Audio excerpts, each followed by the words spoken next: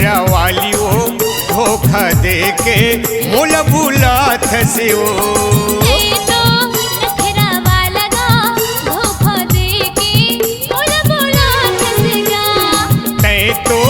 नखरा वाली वो धोखा दे के मोल बुलात से वो।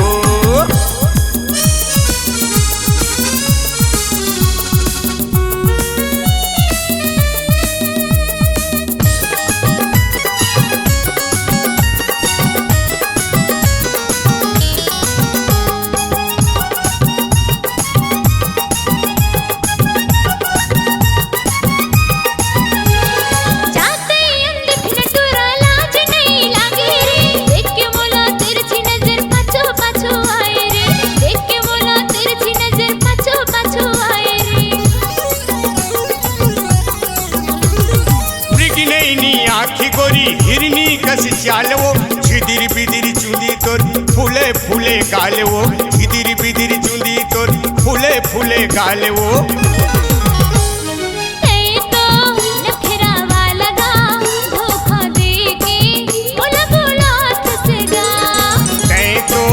नखरा वाली वो धोखा दे के मोल बुलात से वो।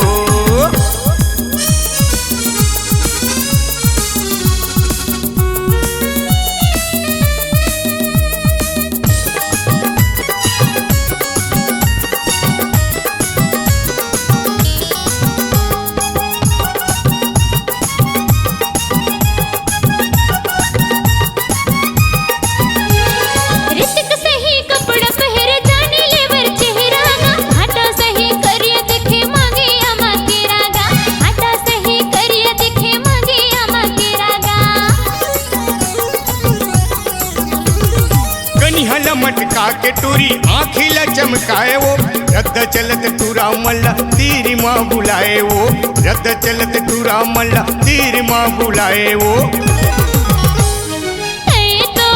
नखरा वाला गा धोखा दे के मोल बुलात से गा। नखरा वाली वो धोखा दे के मोल बुलात से वो।